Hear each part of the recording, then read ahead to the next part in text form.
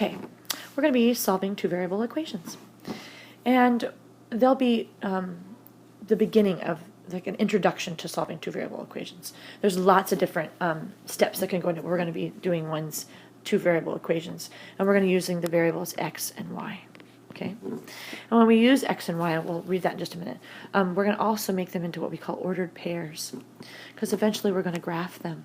Okay, so I'm kind of like giving you advertisement or what you'd use them for next. Okay, and so they're going to use x and y, and when we do ordered pairs, we always list x first and y second, and if you ever have a trouble remembering it, it's in alphabetical order. X comes before y.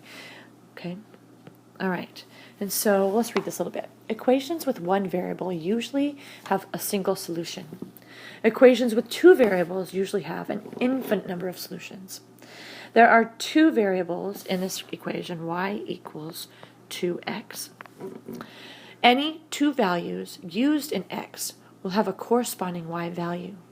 So if I decided to have 1 as my x value, and I put a 1 in there, and I have 2 times that 1.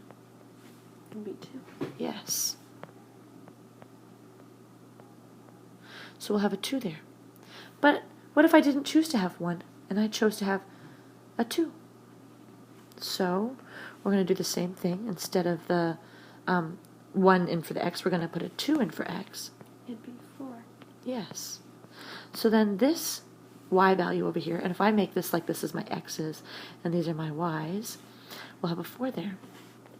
After a little while, it's going to get easier to predict what that y is without having to actually write it in here. But if I put a 3 in for x, what am I going to get for y? 6. And if I just wanted to not put it in anymore, eventually you're going to start to realize, hey, there's a pattern between the x's and the y's, and that pattern is they're doubled, and they're doubled because that was my equation. So if I came out here and put a 10, it'd be 20? Yes. It would be the same as me just erasing that and sticking a 10 in there. Okay? All right? And so that is solving two variable equations. We're going to start with the next one here. Oh, okay? there's more. I was like, that's it. This is great. And they're going to give you some more vocabulary. They're going to give you some more vocabulary. We're going to talk about here. The solutions of two variable equations are written as an ordered pair inside parentheses, and that's what we just talked about with the x here and the y here, and they're in parentheses. They are called ordered pairs because the x value is always listed first, and the y is always second, so they're in a specific order. Okay. The solutions for the example above, which we just gave, which we had 1 and 2 and 3 and 6 and 10 and 20, right? Because the y values depend on the x values, when we had that y equals 2x, if you notice, I usually put them in with the x value first. You didn't have to, but it's just the easiest because the x has already is right there and y has been solved for. When that's the case, we call this one the dependent variable because it depends on what we put in for x. It changes all the time depending on what we put into x. And this x one we call the independent variable. Okay, we call this one the dependent, and we call this the independent. Okay. To find solutions to the two variable equations, we replace x in the equation with some specific number and solve for y. Then list the y value and the x value with its corresponding y value in the ordered pair, just like we did before. So if we had a different equation of y equals 3x plus 15, they're even going to tell us the x values. 15. We're going to, thank you. Mm-hmm.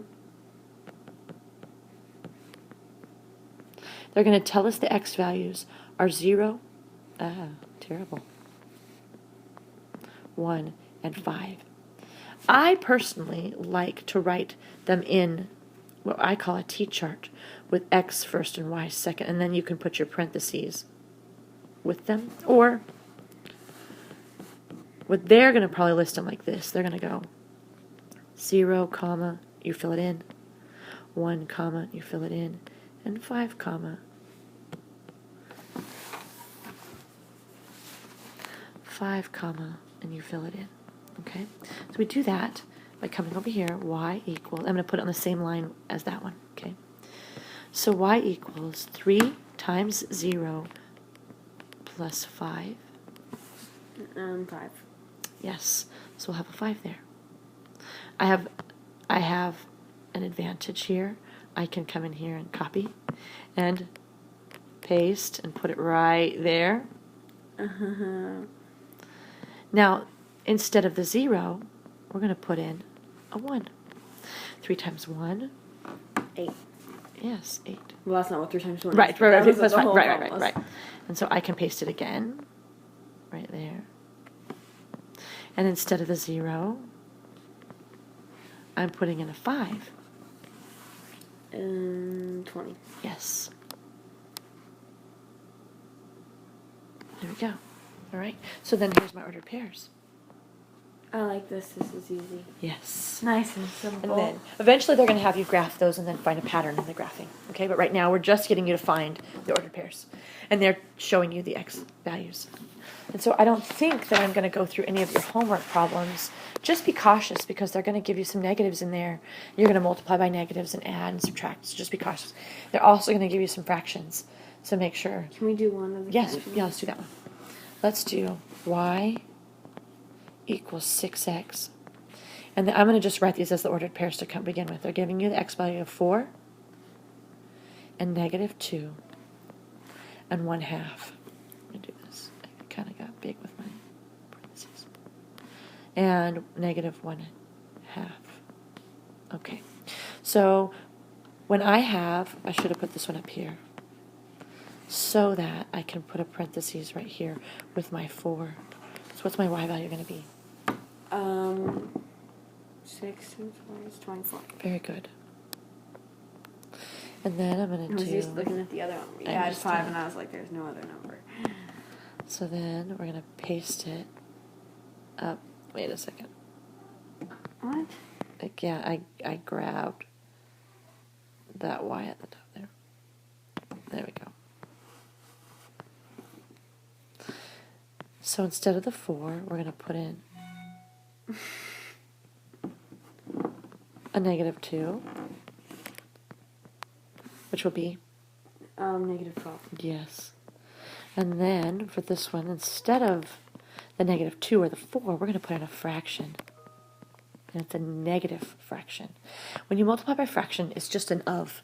What is half of 6? Oh, 3. So 3. negative 3. Yes. Okay? Okay, that's All not right. bad. So actually in the word of in math just means multiply. So when you're having 1/2 times, it's 1/2 of. Okay. Okay. Okay. I think we're done. Awesome. All right.